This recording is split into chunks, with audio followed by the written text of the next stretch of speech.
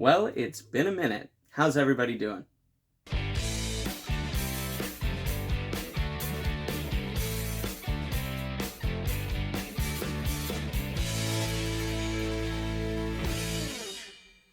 Hey everybody, Brent Florica here, and welcome back to another episode of Sketchbook B. Lately, I've been trying to get back into doing art, and sometimes it's a little bit daunting for me when I have a really cluttered workspace. I'm an organization guy. That's one of my passions, honestly. Anybody that knows me really well knows that I love things that are organized, coordinated, and when it comes to my workspace, it really stresses me out when I have everything messy and mixed up.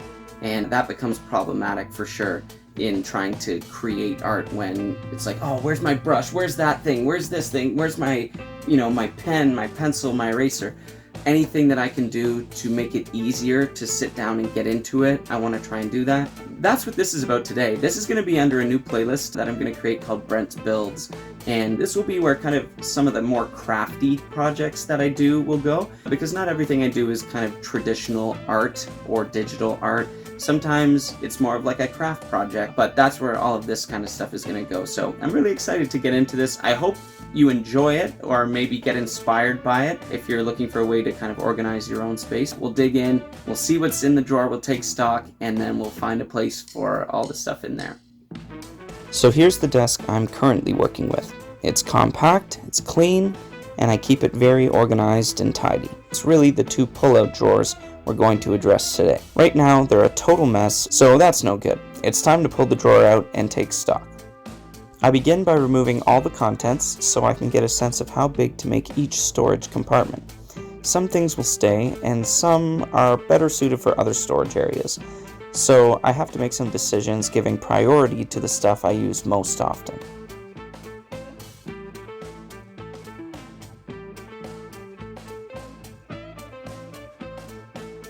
Then, I jump into AutoCAD to lay out all the items visually and come up with a plan to efficiently store each item in its own little compartment. With my plan in place, I could jump into the construction phase, beginning with the base and outside walls of the divider tray. The product I'm using is called Coroplast. It may have some other names too, but that's the name I know it by. And it's one of my favorite products ever. You can find it at most hardware stores and also some craft stores as well. It's really easy to cut with an X-Acto knife, it's lightweight, and it's also pretty durable. It does come in different colors, but I'm using the white here just because I want it to look as clean as possible. The drawer is pretty shallow, so I can't make the dividers too tall or I won't be able to get my supplies out. So I cut each vertical divider at about 1.5 inches high.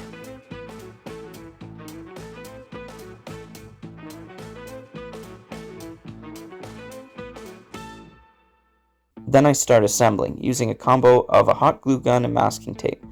Once the divider is in the drawer, it will be pretty safe from falling apart, so I don't need to go too far with the reinforcement. Tape is probably more than up to the task for something like this.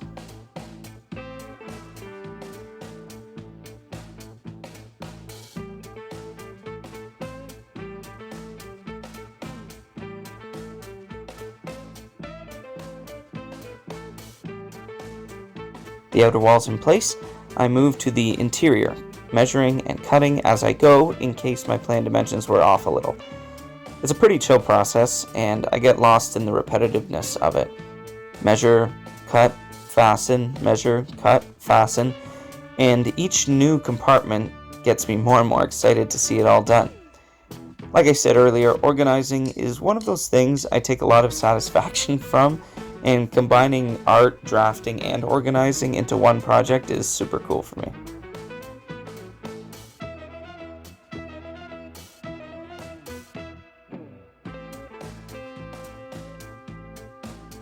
Finally, it's time to put the dividers into the drawer. I was super excited, and then, I screwed up. Take 2 is more successful after I trim off one of the outer walls, and it fits in like a glove. All that remains is to put everything into its proper place and wrap this project up.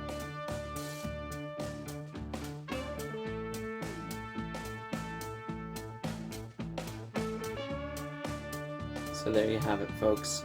I've finished up the shelf. I've offloaded everything that didn't need to be in this shelf into either my crafts bin or other places, and kept this drawer to only the essentials for what I need when I'm working at this desk.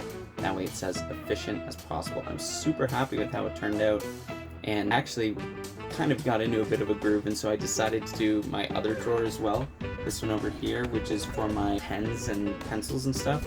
So you can see that one here, and that one came together really quickly as well. Yeah, it was just a fun little project. Hope you enjoyed it. Maybe it gave you some inspiration to get your own workspace organized. If that's something that you struggle with, feel free to leave a comment below and let me know what you thought about it. And until next time, take care. Hey everybody, one more announcement before the end of this video. I'm running a Kickstarter for the month of August, from August 1st to August 31st. This Kickstarter campaign will be live, and it's for my new book, Stories with the Stoofs, Volume 1.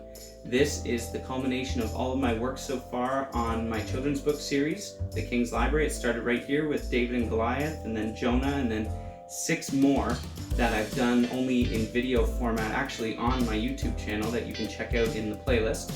But I'm running the Kickstarter now for this big Volume 1, the first 8 stories over on Kickstarter. So I'm going to put the link in the description so you can check that out if you feel so inclined. There's lots of cool things that you can get, like for example stickers or some of these shirts here, the book itself, or these little Basil figurines that are new to the game for this time around. So really excited about those.